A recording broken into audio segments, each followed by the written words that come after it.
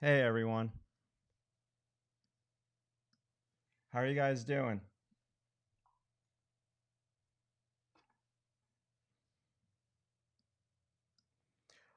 Just give me a thumbs up if you guys could hear me, yay or nay, okay? That would be really awesome. Get my hair out of there.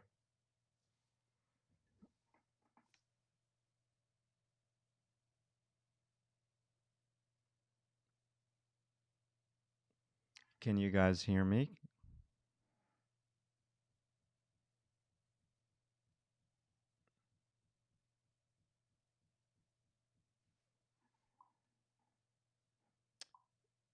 Can you guys hear me? Arjun, can you hear me? Thank you so much, Arjun. All right, guys. So, um, the focus of today's class is to draw this Sargent drawing. It's a painting of a gondolier. It's a painting from life. And in all honesty, I kind of haven't drawn all week. I've been doing coaching videos and I've been really busy. I put a course on the website of the, um, whatchamacallit, the Bouguereau drawing, and I've been really, really busy with that. Let me, okay, let me just lower that. Okay. Can you, all right, cool. So I drew this last week during the live stream, and then I drew on this drawing a little bit after the live stream. And I posted that video up in the members area. So there's two live streams on YouTube, and there's like three other videos on the website. So this is what we did last week. And last week was really more about the importance of drawing with shape and getting shape in a very quick way.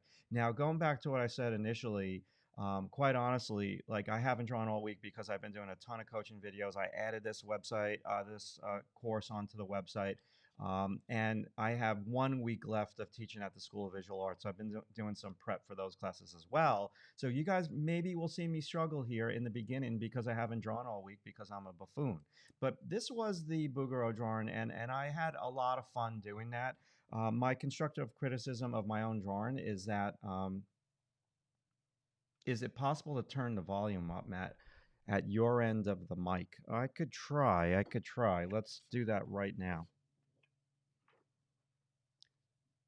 It's at 100%. I think I need to just get closer.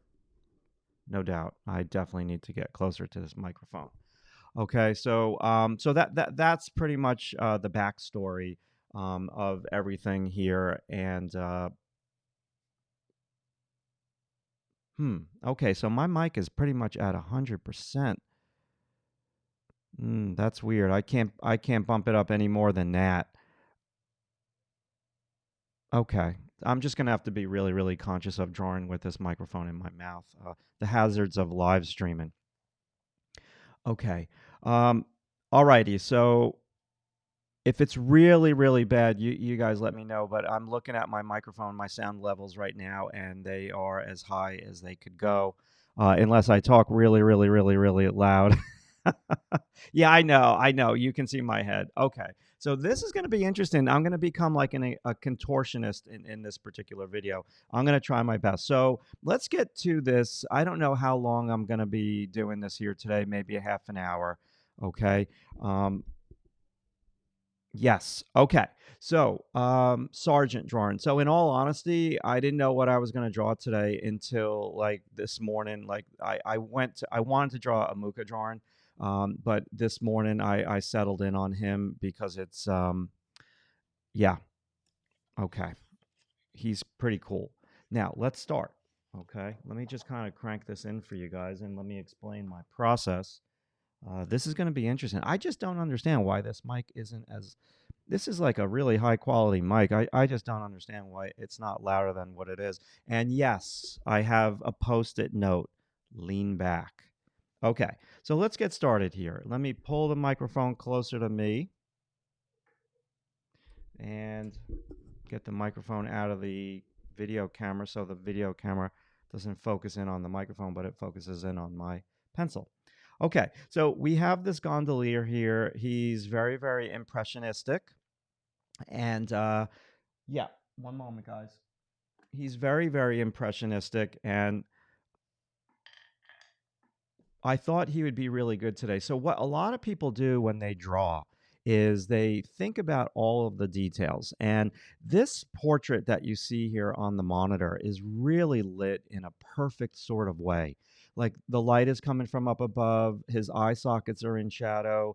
There's a shadow under his nose. It's okay that there's that long shadow under his nose, from in my opinion, because he's a guy.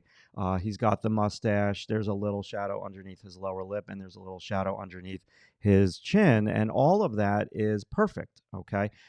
So I figured we'd start with this here today, just to kind of map it out and start with an impression. So let me start with, let me move over a little bit over here. Okay. So I'm leaning back. And I know a lot of people like to ask me this question: am I drawing the sight size method? I don't know. I'm trying to. I'm looking straight ahead. Um, what's that, Dana? Yeah, this is right now. It's being recorded.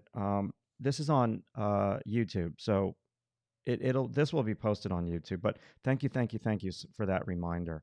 Okay, so when you first start a drawing, one of the most important things is placement.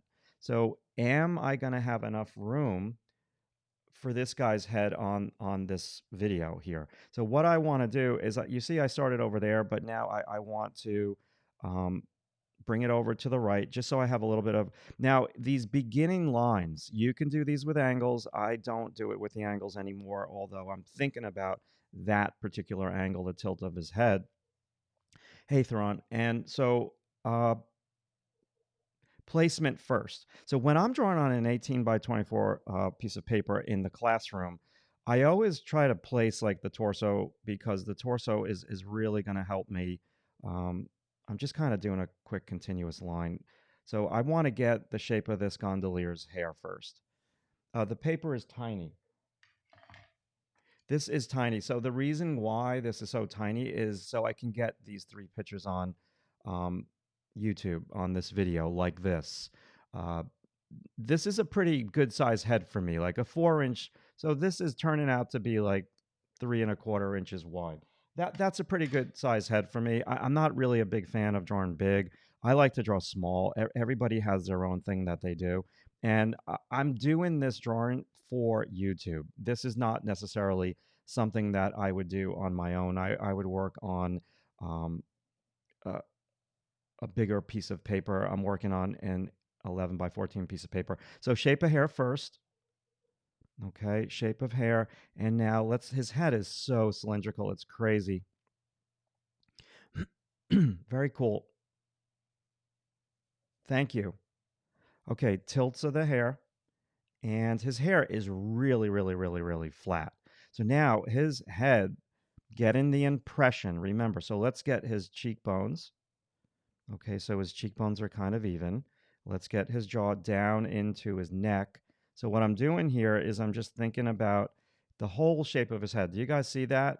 Like that to me is really, really one of the most important things that you need to be able to see early on in the portrait drawing process. It's these really big shapes. And so what this is right here is in essence like an impression of this guy. Now, as I glance at this, I see that his hair needs to be a little bit wider, but that's like minuscule. But what I should do now is get the ears in. What I teach a lot in the classroom is ear placement is truly like very important, because a lot of people don't even think about the ears when they draw a portrait.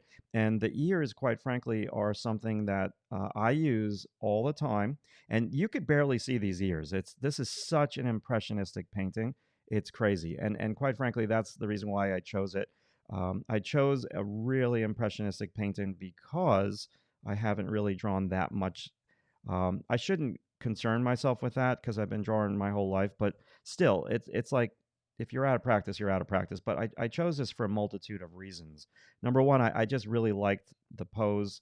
It's a straight on dead pose. A lot of people always ask me, how do I draw that? So, what do we have in so far? We have his hair, we have his ears, and we have that shape of his entire skin. Now, when I lean back, if I lean back, you're not going to hear my voice, but lean back. Okay. When you lean back, you need to just look at things a little bit more from far away.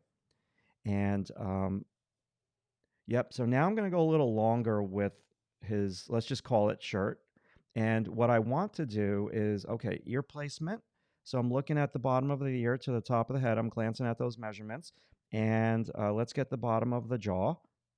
Okay. Now, what I want to do early on in the game is get in the top of his shoulder. So the things that I've done so far, and I think that you should try this. You should try drawing first the shape of the hair, then figuring out the placement on the paper with the shape of the hair. You can see I started there, and that was 2 over to the left because I want there to be some room on the left for when I draw this off of YouTube.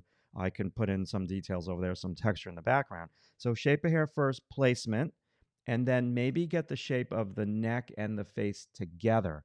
Don't draw a floating head. Floating heads really are not cool. Then use the ears to help you with some measurements. So those are like the 3 big first steps that I like to do. So then place the tops of the shoulders. You never want to draw, never is a relative term. You can do whatever you want. So I don't know why I say the word never. There's no absolutes in art. It's really whatever you enjoy the most. Okay. So now I've done his shirt. I'm not pressing down hard with my pencil. So all of this can be erased out extremely easily. Okay. So now let me just play with adding some shape. So the shape could have been his hair first, but I've kind of really am clinging on to this. It's just a little cast shadow. And I'm not going to go crazy and press down really hard. And I don't want the drawing to be about the cast shadow. I want it to be about him and his face. But what Sargent did, in my opinion, because I don't know what his intentions were, but what I really think he was doing was just using this very, very simple tone as a frame for the model's face, because the model's face is fairly light. Okay, so that is our first ghost-like impression. Now, if I wanted to, I can shade in the hair, and that would help me tremendously to see the hair. So let's do that. Let's just kind of, let's not go dark with it.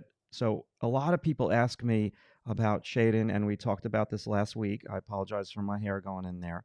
Um, I just like to block in straight up and down. This is the easiest way I know how to get in a tone very quickly. Now, you don't have to worry about going so black early on, okay?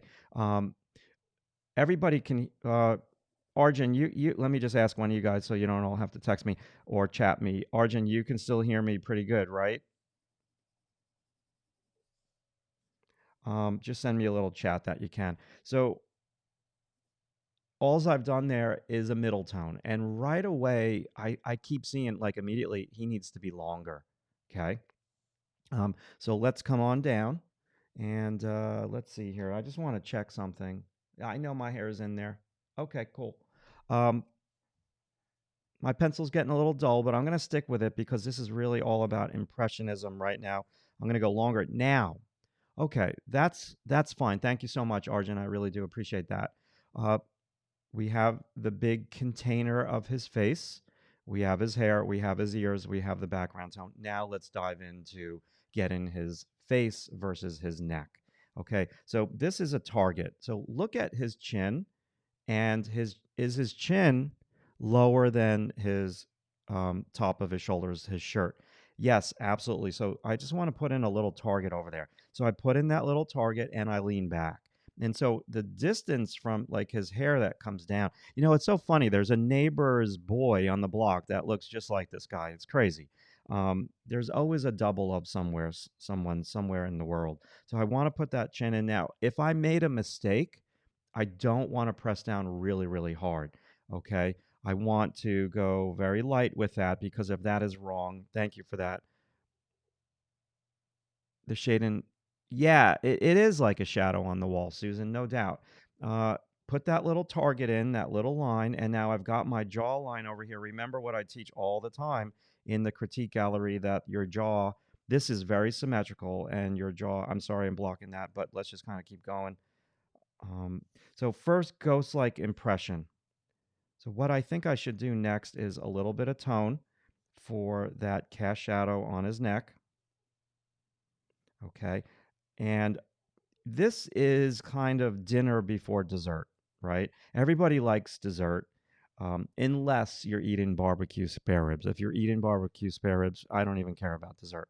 But that right there is dinner. It's eating your broccoli. It's really the nutrition for the drawing right there. Okay. Very important that you understand to get an impression of the shape of the head first.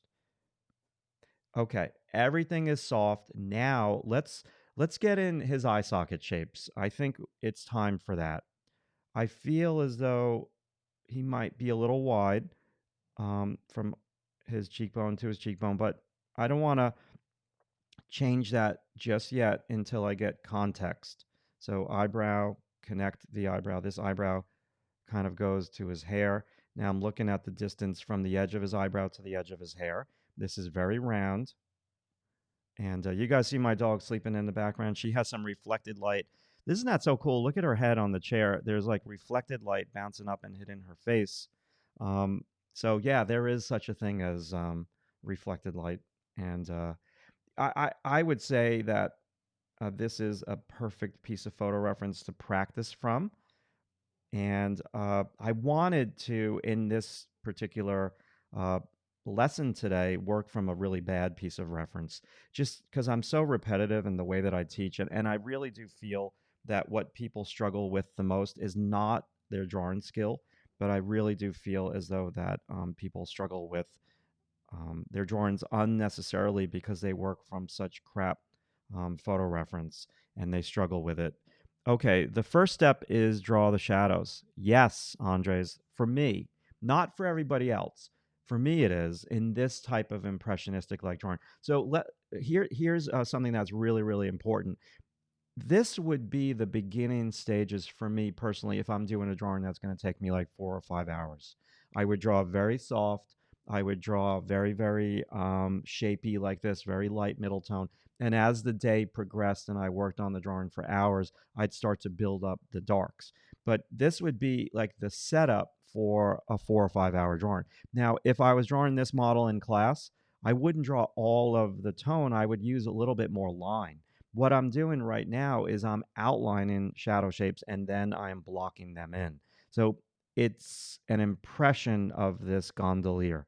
Okay, so now I want to get the shape of his eye socket, just like that. Okay, it's not perfect, but it's a start. And now I'm just going to kind of go for it and put a little target in for where I feel the bottom of his nose is. So I'm not even really drawing his nose, guys. I'm just really drawing an impression of the shadow shape underneath his nose, incorporating the underplane of the nose. Now, I'm just going to kind of dive down. I should put in the bottom of his lower lip and lean back. Lean back, lean back. Let's look. Maybe the chin needs to be a little bit lower. So this is where the measurements come in. This is where I get to this point of the drawing and it's time to lean back a lot. I'm not going to lean back too much because then you're not going to be able to hear me, but let's just go for it. So I'm looking at the top of the mustache to the top of the eye socket. You can do this very lightly. Now, there's all different types of drawing. There's line drawing, there is tonal drawing, there's a combination of the two. This is kind of pure tone, okay? I love line, and I just, yeah, I just absolutely love to draw with line. But I gotta admit, portraits, I like shapes better. The figure, I love line. So let's get in that shadow underneath his lip. Technically, his lip is a value. So that whole thing there is a value. Now I'm trying to figure out, um, yeah, he needs to be longer. So I'm looking at my monitor. The drawing is over there. The reference is over there. Perfect. Okay, so I've had that funny feeling he needed to be a little longer. So this is where his underplane of the chin touches, and my dog is snoring, of course, because that's what French bulldogs do. They snore. So I just need to slow down a little bit. That just helped a lot. Okay, so look at the sideburn, pull that down to this angle. Press down a little bit harder. He's got a really super duper wide chin. And then there's this aspect underneath the chin that is going to make his face feel longer. So sometimes you just need to kind of chill out and slow down. And I'm kind of talking to myself right now, and I'm talking to you simultaneously. Sometimes you just need to slow down. And so far, I feel as though I've drawn no facial features. I've just committed to doing an abstract impressionistic drawing today of this gondolier, and I'm just trying to get these shapes in. Okay, so now I'm going to sharpen my pencil. One moment. Got special sound effects. I know that you guys paid extra for that today. Let me not get my hair in there. So now I just want to commit a little bit more. I'm going to bring that in. So I've just pressed down hard. Now that's going to be a little bit more difficult to erase if I wanted to erase that. So I'm going to commit a little bit over here. This is kind of bowing out. The brush stroke comes in, and then that's really rough over there in terms of the paintbrush strokes. Okay, this is not really a dark value, his shirt, and then it kind of comes up over here to about here. I can lower a little bit. His shoulders are very level. Making the chin slightly lower, I feel, helped. Okay, now I'm going to just commit to this cast shadow. I want to go a value darker with it because this is kind of like the anchor for the portrait. Let's go a value darker with it. And now over here, there's a little bit of a side plane shadow on the side of his neck. And simultaneously, I see that that shadow blends into the side plane shadow of the side plane of his jaw slash face. So I'm going to do a brush stroke or a pencil stroke that kind of angles in like that. Okay, so now I feel his face is a little too wide. I was kind of suspecting that when I drew his eyes. Now, the beauty of where we're at right now is that I could raise the hair or I can lower the hair to help me adjust. So I'm just really working on these edges, guys, and trying to make him feel a little bit taller. This curves around. I'm looking at that little shape. Could be taller. Little shape right over there. Okay, I see. This needs to be a little bit taller, connecting with his hair. Okay, now bridge of the nose. Okay, I'm just doing angles where the shadow touches the light.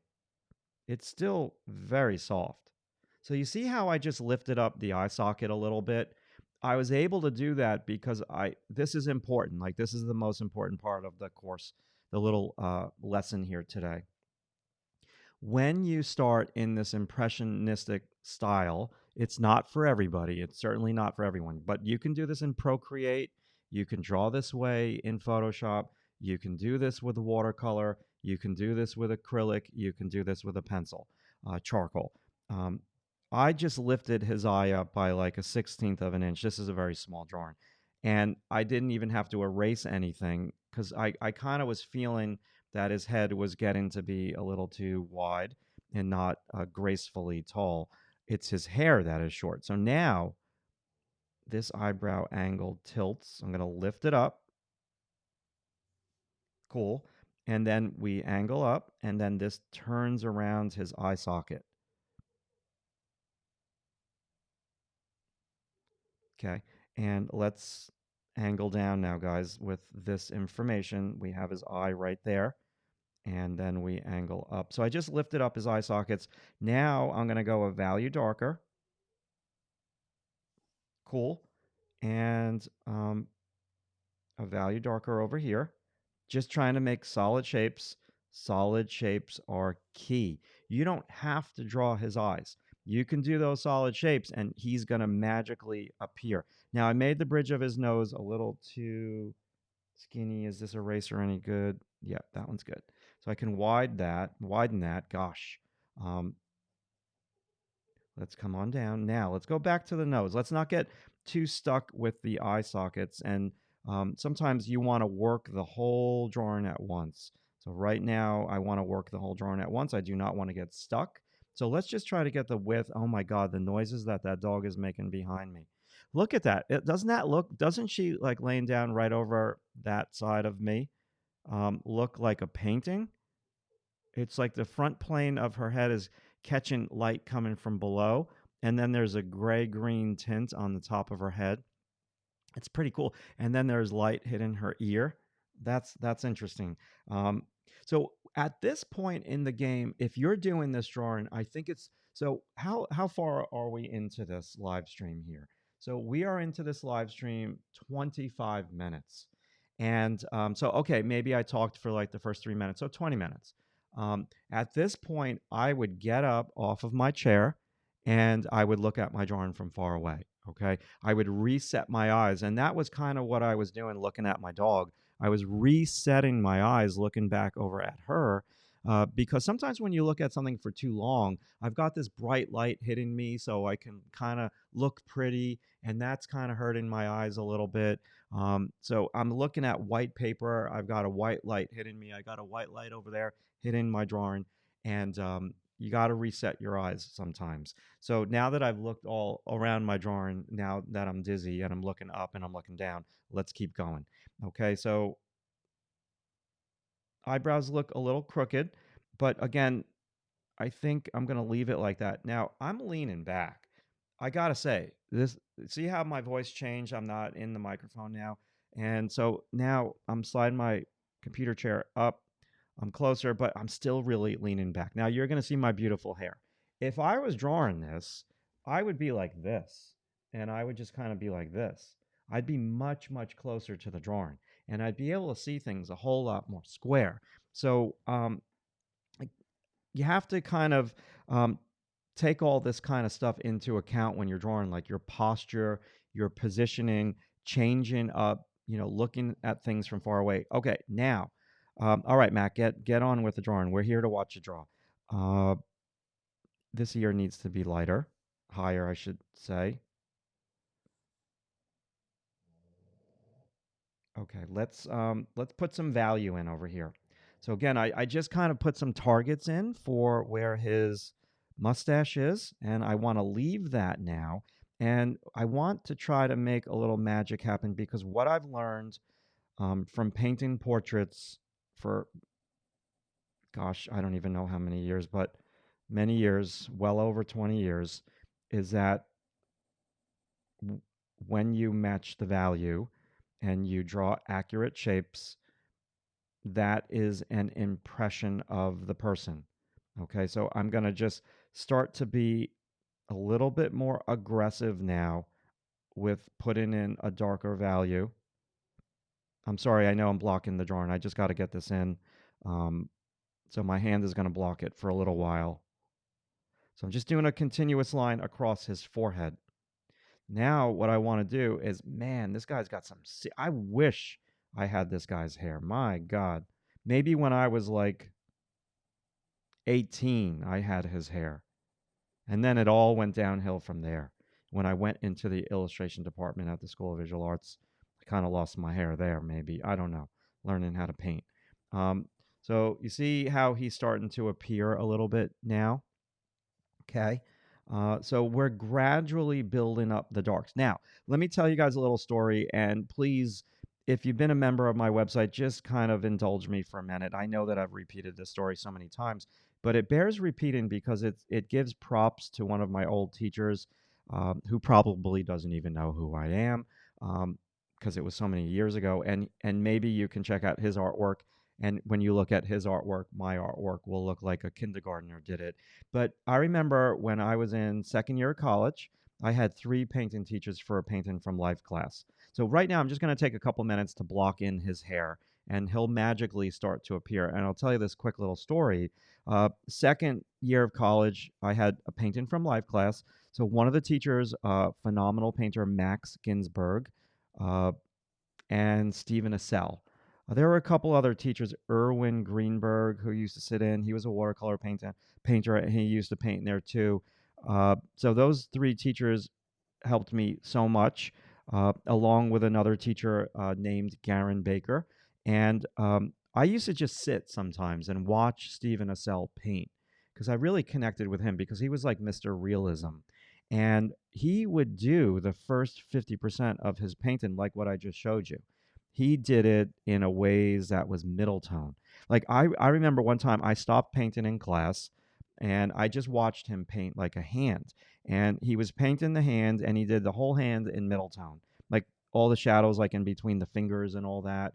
And then all of a sudden at the very end he started putting in the darks. And I was just blown away how all of a sudden the thing just magically appeared. So now let me resharpen my pencil. I have to make this a high quality production for you guys with sound effects and all of that. Arjun, you can still hear me nicely, correct? So do you see how that popped out? How he all of a sudden appeared? Oh boy, the dog's stretching. Jesus, Truffs, you're going to fall off the chair. My God. All right, Truffs. Okay. Scary when she stretches like that. It's like a weird pose. It's okay. Go back to sleep. It's all right. I'm sorry to bother you. I didn't mean to call your name out. Thank you, Arjun. So it's just amazing technology. You know, I grew up in the 70s and the 80s, and the fact of the matter that I've had an online business now for 12 years, longer than that, close to 14 years with my first e-commerce website and online business for just about 14 years. And I still am blown away by technology that Arjun is chatting with me from India. And I'm on Eastern Long Island. And the chat came through in a grand total of 10 seconds. Okay, so we've got his hair. And now I want to just play a little bit more on the interior. And let's just refine some edges. So you see, I didn't do dessert yet. Dessert would be considered the eyes, right? Everybody, when I teach portrait class at the School of Visual Arts, in my foundation drawing class, we have 2 days of portrait. Everybody wants to get to the eyes immediately, and the lips and the nose. But I try, like I beg them. I'm like, please, just do a couple of what I would call head gestures, kind of like what I'm doing right now. Just do a couple of these things without the eyes. Just matching values right now. So this is a little bit darker because it's a side plane. I'm just trying to match values. We're going to get a little bit of the edge of his eye. I promise you, like, I'll block in his eyes in a little bit. Let's just work a little bit more and clarify some edges. So I just did 2 coaching videos for a father-daughter who signed up to my 1-month coaching. And the father, Scott, hey, Scott, how are you? Um, the one of the most important things that I talked about in his coaching video was edges. Like his paintings are really awesome. He's choosing the right reference. He has good value structure. It's just his edges needed to be cleaned up. And that's really probably what most of the coaching is going to be, at least for the first couple weeks. Matt was saying that when you put down the values, the like, thank you, Arjun. Okay, yeah, I should glance at the chat. Um,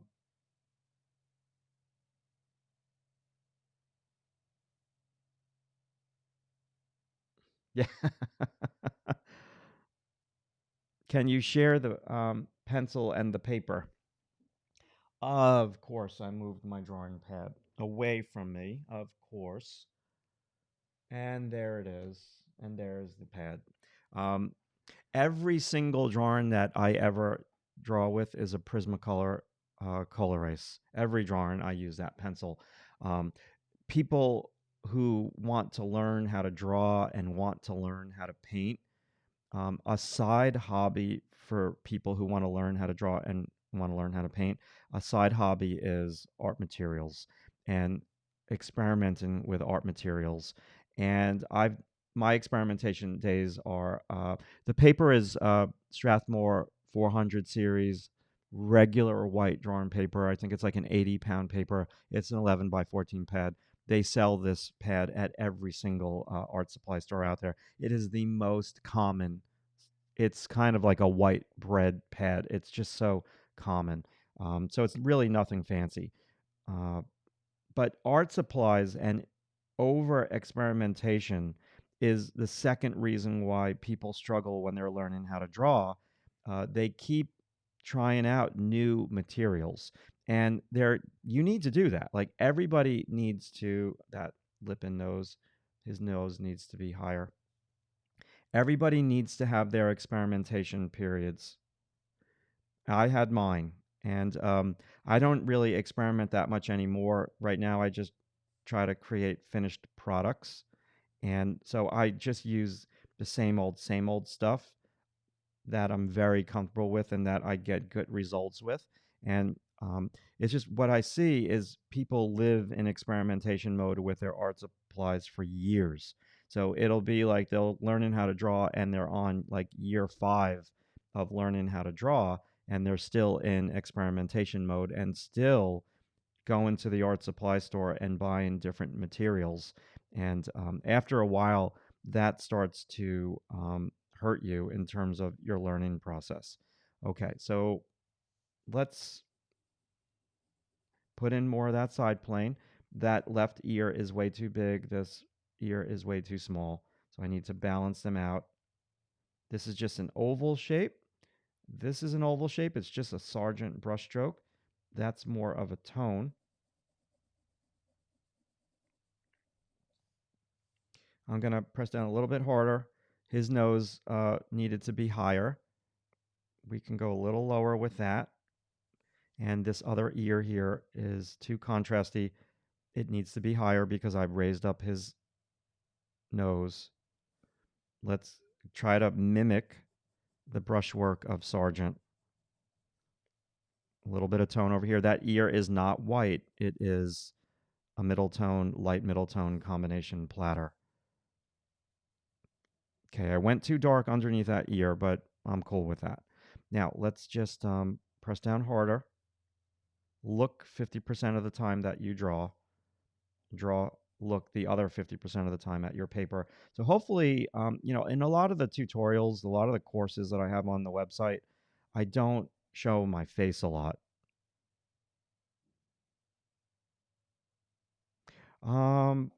I could try different stuff, no doubt. I never even heard of that brand. Dravidian Art. Yeah, I mean, I've been using Strathmore products my whole life. Strathmore illustration board, which is what this paper is on right now, for a cushion. So maybe I'll change when I get older and I get bored of doing the same stuff. But I'm a big proponent of sticking with the same materials once you start to get success with them. So let's press down harder. Now, should I use a brush?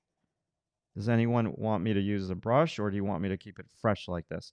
If I use the brush, it would go a little quicker to push the tone into the paper. Let me lean back. There's hair is soft, so I'm putting in a soft plane around the hair so it doesn't look so hard. So I'm trying to mimic the brushwork. There's a hard edge right there. Yep. Let me resharpen. Okay, so how many minutes are we into this live stream? 38 minutes. Okay.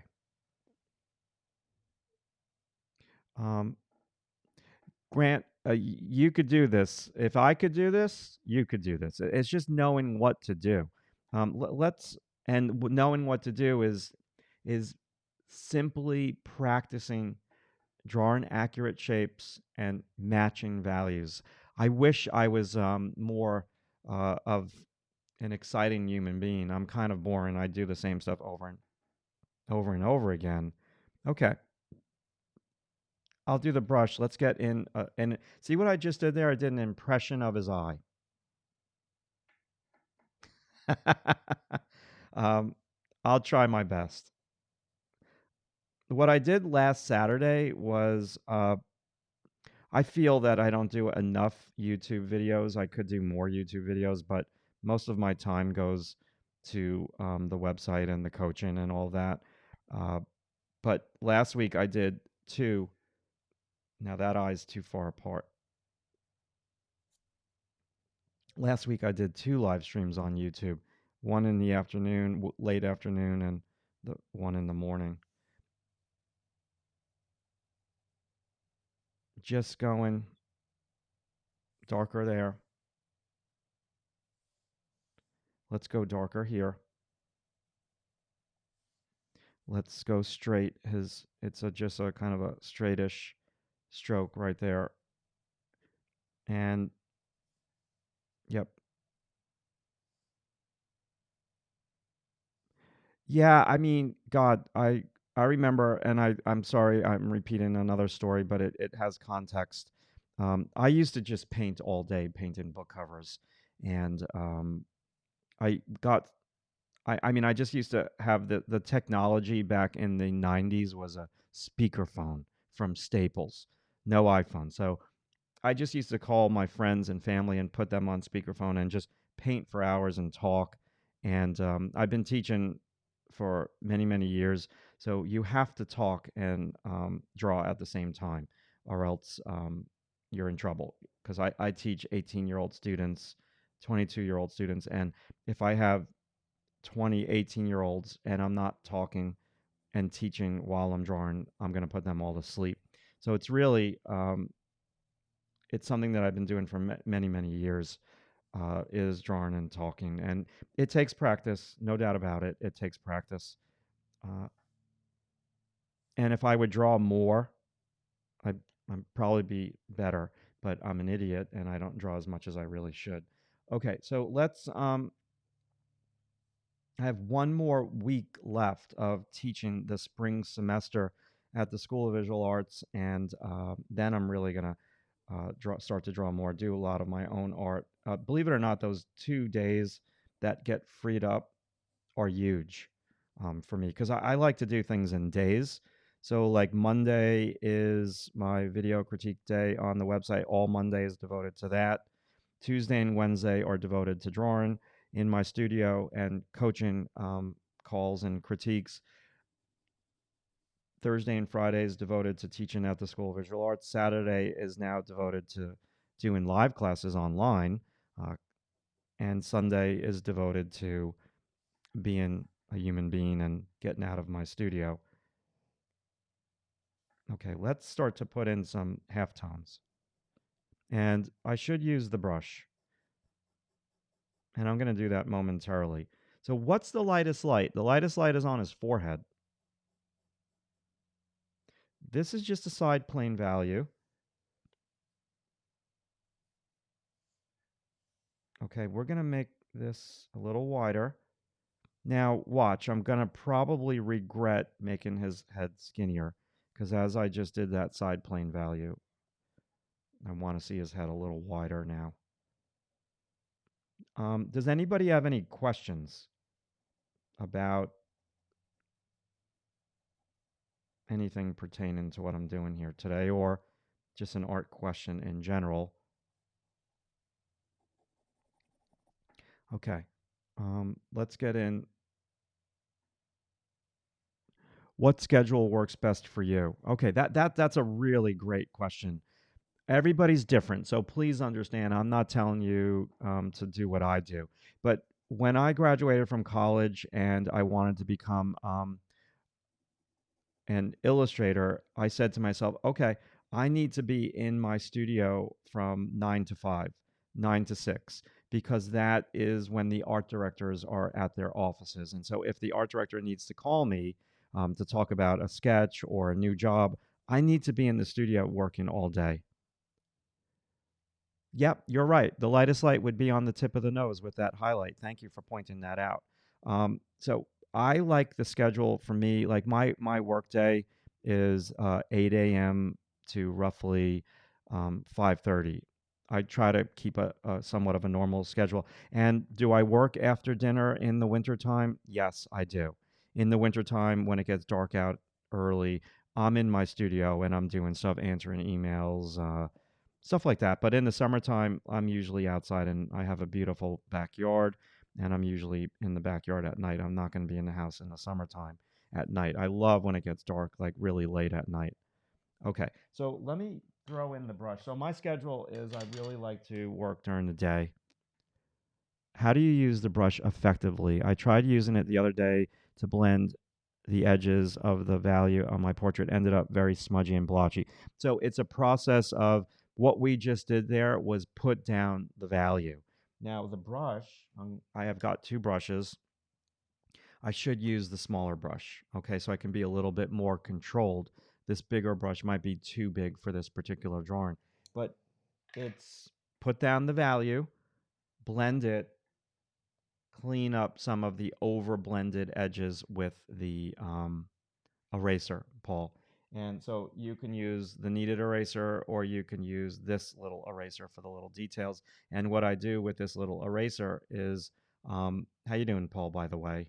Um, I was telling my wife about the pub bar type of conversation we were having. It was pretty funny because I won't go on the tangent of Jameson right now. So just sharpening that with a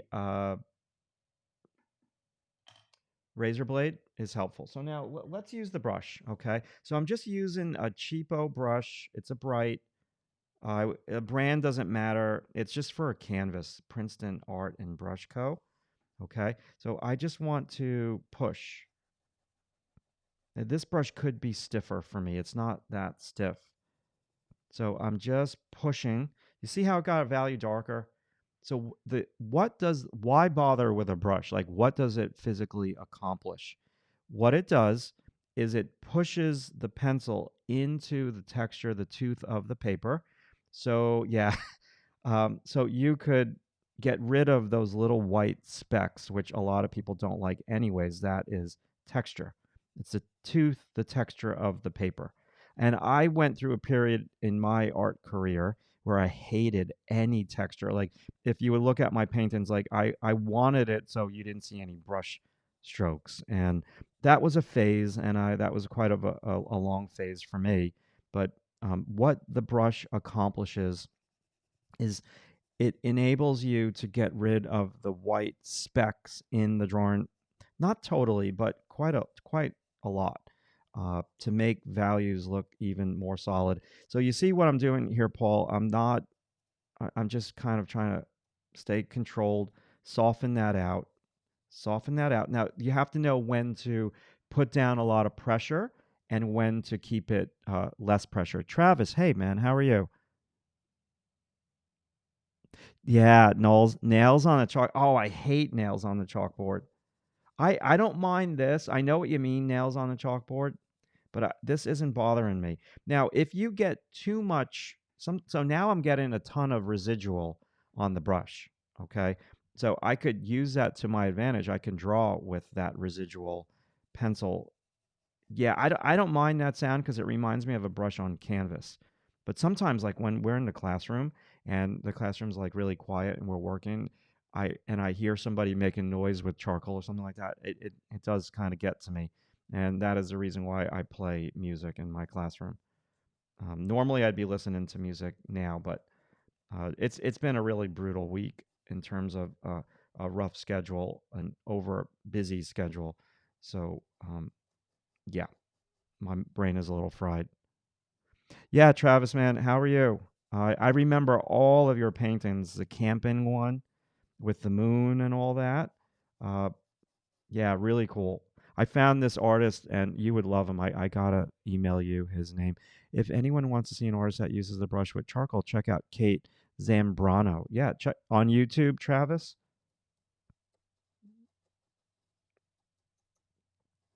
Kate Zambrano is go to her website.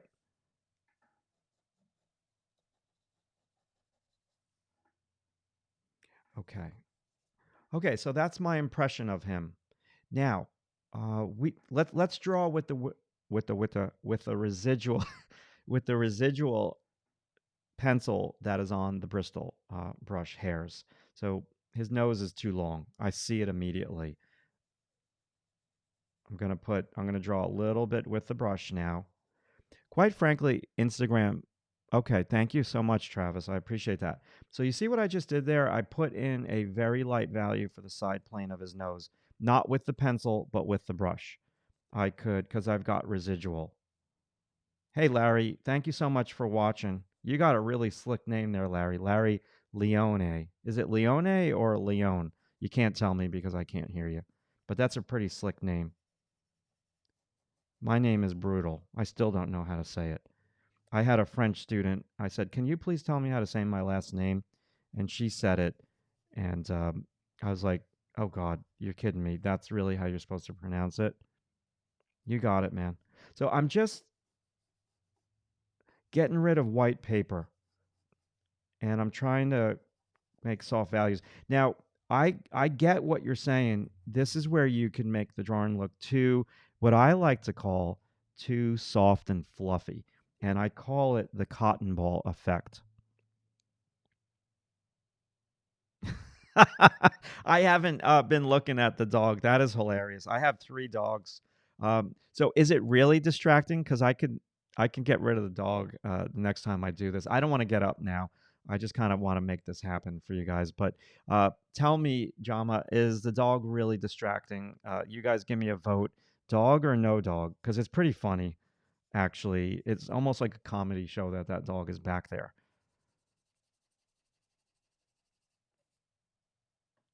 Okay, so let's just do Leone. Oh, that's Leone. Love it. That's a cool name. That kind of flows right off the tongue.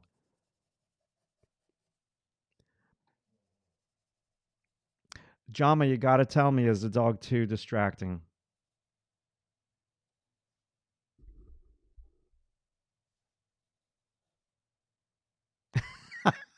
Keep the dog. Okay, love it.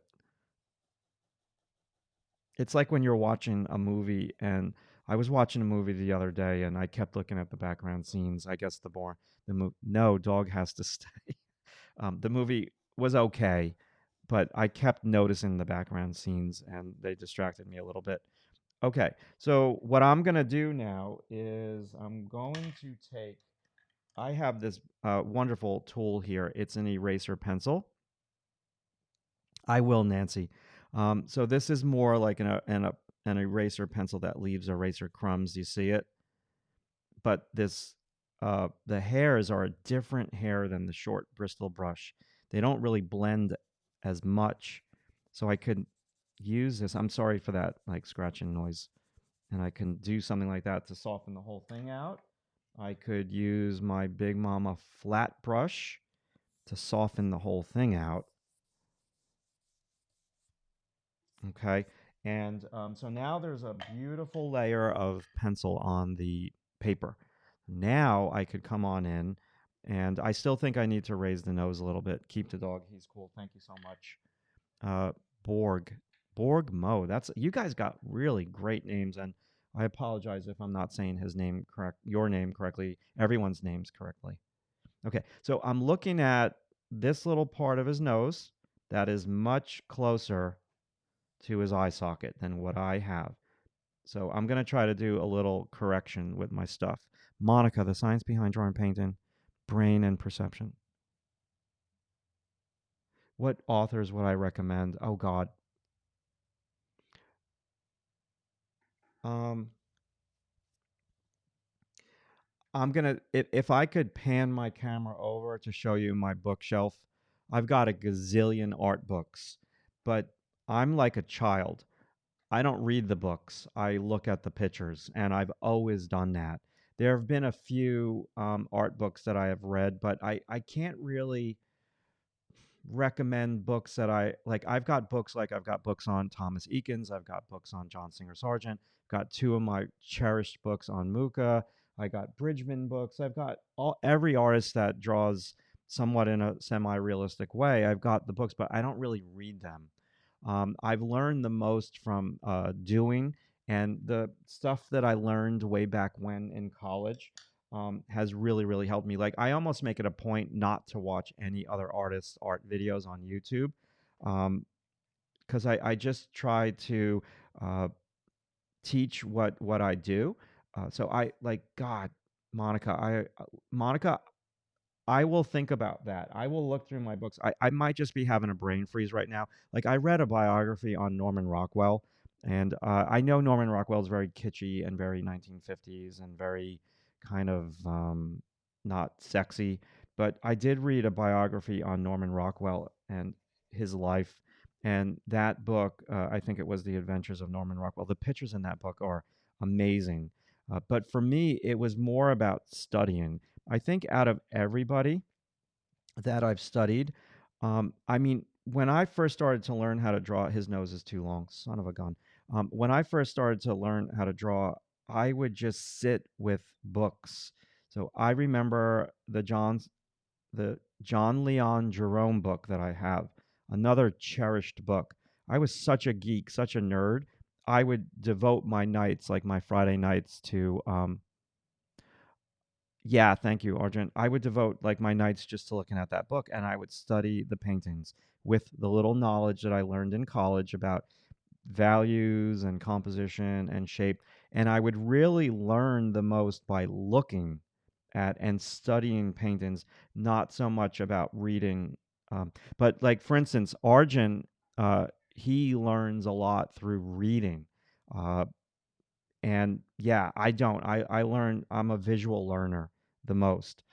Now, have I taken internet business classes, marketing classes, and did I have to read some stuff? Of course, but I'm more of a visual learner. Like I would learn like all of the marketing for your business and promotion and web stuff by looking at people's websites, not so much reading their content.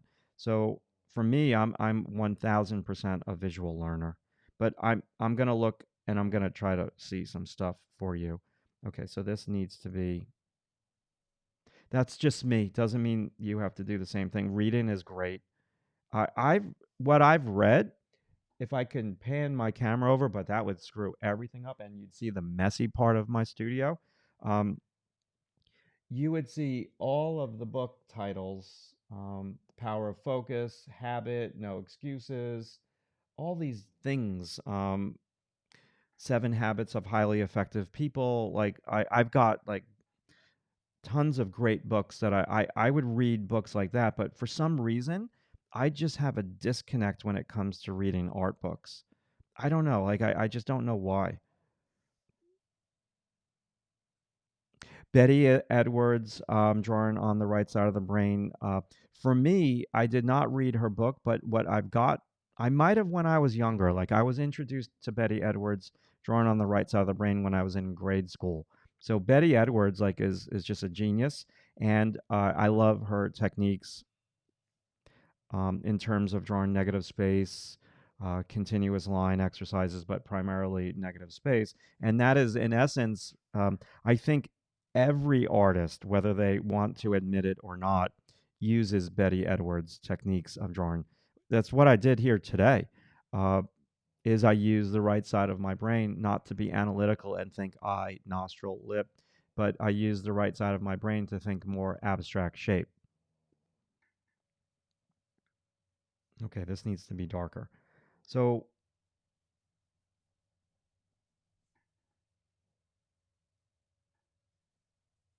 I need to use the brush there to match the value. It looks a little funky over there. Now, what can I do next here? So this needs to be raised up and the hair needs to be lowered. It needs, at this point in the game, all of Sargent's brush, let me do some brushstroke work here. There's a lot of brushstrokes that show form. So I'm going to chisel, I'm going to try to chisel. So I just lifted his nose up. I don't want to go any higher than that. So there is, it's funny. Last week when I was working on the Bouguereau piece, right now I'm looking at the image. It's very pixelated. It's in the software that I'm using to stream. And that's how I drew the Bouguereau. And then I drew from the photo itself and I made the photo bigger at the end of the drawing. And I'm like, oh my God, I should have done that earlier. There was so much more that I could have looked at. I'm a pilot and I'm the same way with visual and hands on regarding reading about how to perform emergency procedures and what a bad situation feels like in a different. Yep, yep, yep. I agree, Grant.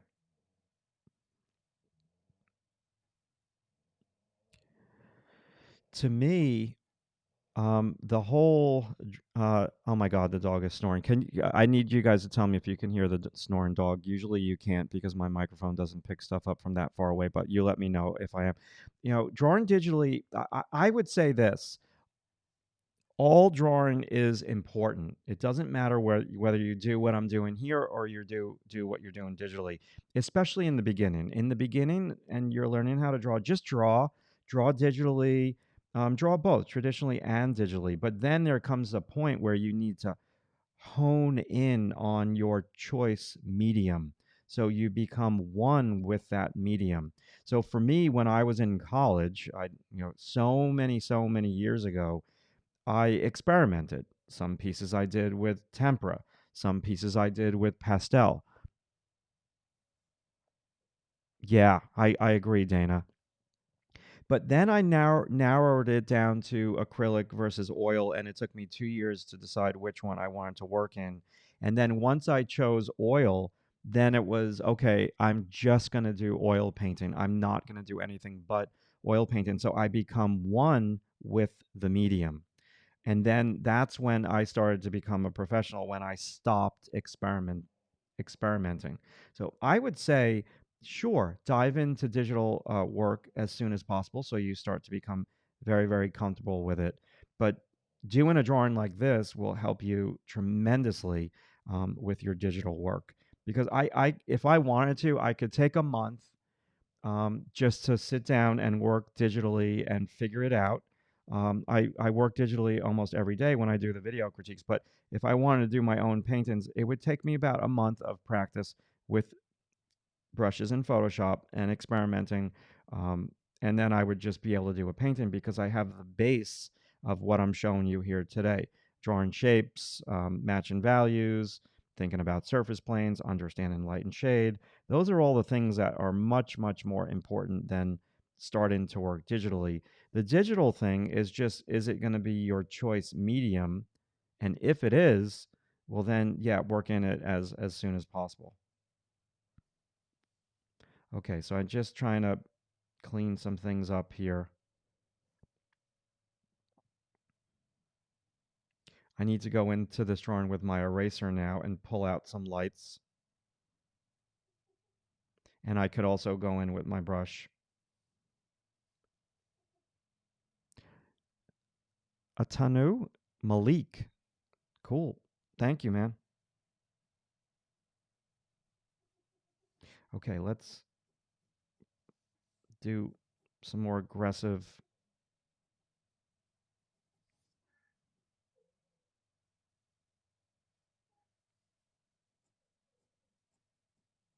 This is really good practice. I need to move that jaw over a little bit, but let's not be so hasty right away. Let me just kind of tweak.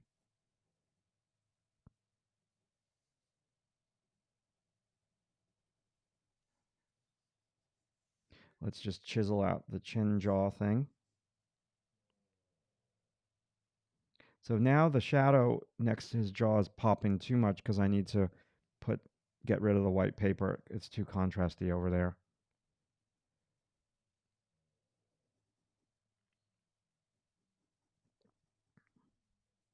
Okay, I know I'm on the internet because I got a thumbs down. So I know I'm on the internet. There's some people that I watch on YouTube, and every other sentence they say when they do a YouTube video is, I know you're going to disagree with me. I know you're not going to like what I'm teaching. I know you're going to have different ideas and tell me that I'm an idiot. So that's the internet. I love it. So if you go on the internet, you just got to deal with it. Um, it is what it is. There's going to be people. It's you have to be really strong skinned with it. I love that question. Okay. The question is this: how many breaks do you take when you work from 9 to 5? So I have been teaching at the School of Visual Arts since 1997. My first life drawing class at the School of Visual Arts was 1998.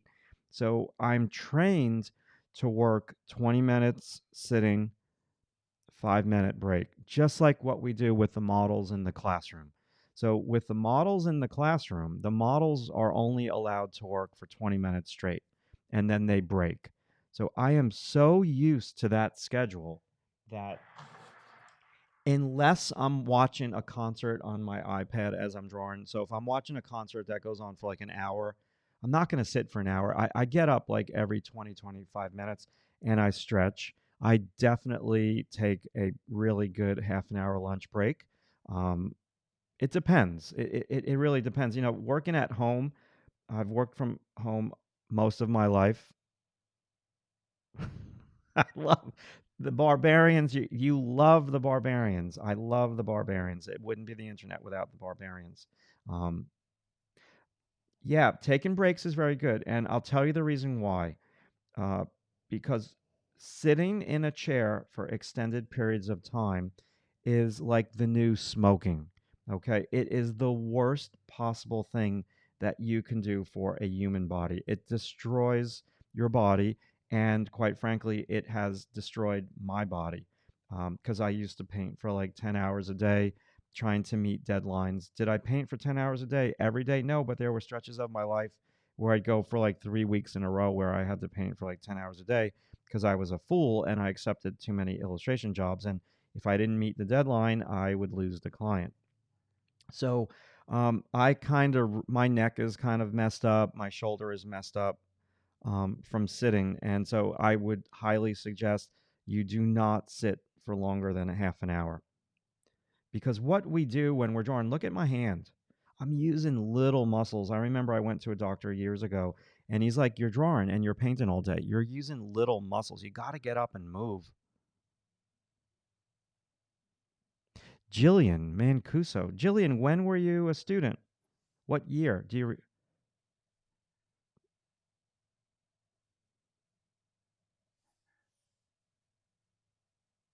Good to see you too. All right, where are we? Tell me when you were a student, what class you were in. Okay, I need to give that nose some love here. Um, so nose, yes, the highlights are pretty light. I'm being painterly.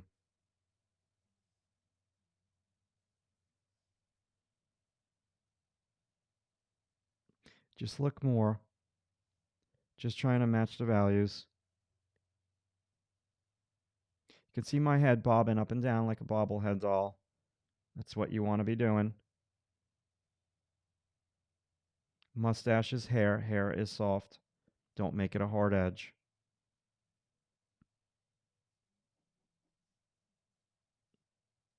Zygomatic bone right there. Pedro. Hey, Pedro. Brazil sounds really cool. It must be beautiful weather down there. Caesar. I don't know what that says, Caesar, but it certainly looks pretty cool. Okay, let's be a little bit more aggressive with putting in some darks. 2006, 2010. You know, those years, 2008 was when I started my website. So I wonder if it was a continuing education class or were you an undergrad?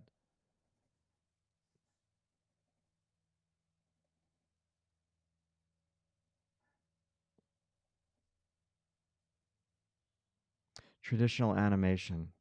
Your name sounds really familiar. You know, it's funny. Um, I've had students from like a couple years ago that they come in to visit me, and I'm hard with names. Every semester, I have to learn 20 new names in the class, and then if you have two classes, you got to learn 40 new names, and you got to learn them like immediately. And once a student leaves my classroom, unless I've had a connection with them, and they come back and they visit me like 4 years later, like they come into the classroom, and I'm like, oh my God, I know that person. I was with them in a room for 30 days together, 30 weeks in a row.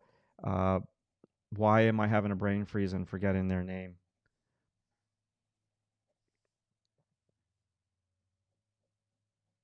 Again, I'm visual. Like if I saw your face, I'm like, oh. And then the other thing that happens with students, especially at the School of Visual Arts, is there is such a significant change in maturity between first and second year of college. So I'll see my first year students on the sidewalk when they're in second and third year of college, and they look completely different. They have a different hairstyle. They're dressed differently. I guess they get influenced and they change a little bit. Okay. So, how much longer do you guys want me to go with this? How long have we been doing this? Where's my mouse here? Oh, wow. We're at an hour and 10 minutes. Okay. So, what I don't like about the piece is the hair. I could loosen it up a little bit. It needs to be a little bit more scratchy. I can do that with my eraser. I should branch out and do some tone. So, give me a heads up. Is anybody tired of this now? Photo of the final Bouguereau piece at DTO. It is there, Arjun. I have it right here. I have it there, but this drawing I couldn't get. I know this sounds like an excuse. I just couldn't get a good photo of it. Like the photo that I have on the website. So it's on the website in two areas. It has its own course, and then it's in the live stream area, the live class recordings. Um, but yeah, I couldn't get a good photo of it. It's very dark. I photographed it two different times of the day.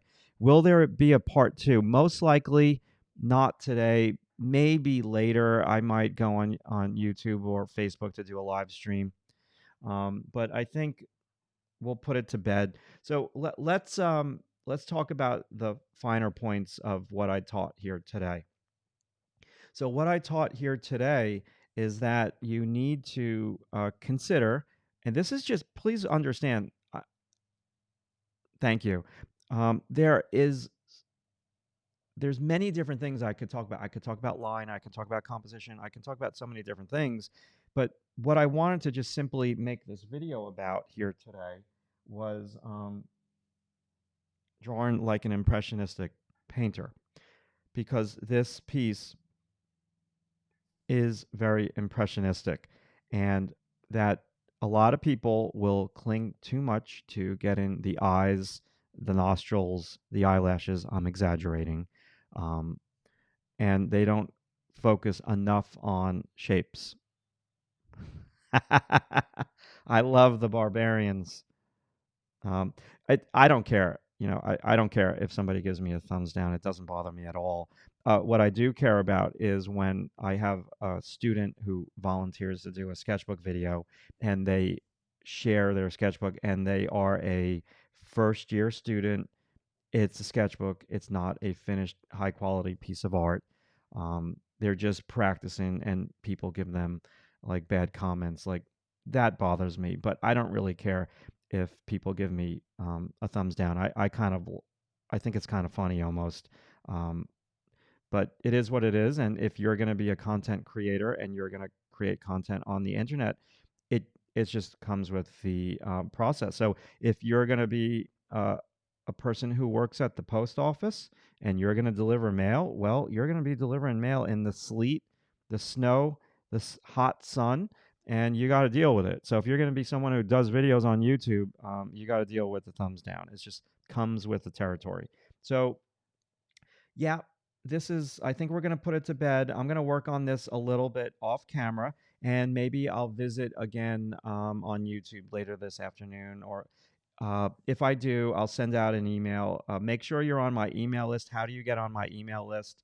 Uh, you just visit the link to my website below. Yeah, they do.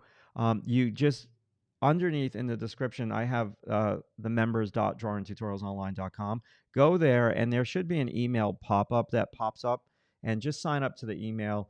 I don't really send out spam. Every once in a while, I'll have a sale to the website, like 20% off, 10% off, and I'll send out those emails. But it's when I'm posting a YouTube video. I'm a soft core marketer. Like, if you want to join my website, great. If you don't, that's fine too. So I'm not going to be sending you hardcore marketing emails. They don't work. People are kind of really keen on marketing emails, and they've been done so many times. Hey, Amit, how are you, man? So sign up for my email or subscribe to the channel so you can be notified when I go live. But I'm trying my very best to go live every Saturday at 10. And I'm trying to keep the live streams to just Saturdays. Maybe in the summertime that will change. If I'm already in the middle of working on one of my own drawings, I might just go live. But from starting from scratch like this, I'm going to totally just kind of do this on Saturdays. So I want to thank you guys so much um, for visiting with me here today and following along. I want to thank you so much for asking questions. And I want to thank you so very much for giving me feedback, because I learned so much from you guys and what you suggest. So I'm going to put this one to bed. Thank you guys so much for watching. And I'll see you next Saturday on the live stream. And for members of drawingtutorialsonline.com, I'm going to film. I'm going to work on this drawing for a little while longer. I'm going to do the shirt. I'm going to do a little bit of the background. I'll film that, and that will go on the website either Monday or Tuesday. Thanks again, and I'll talk to you guys soon. Be good.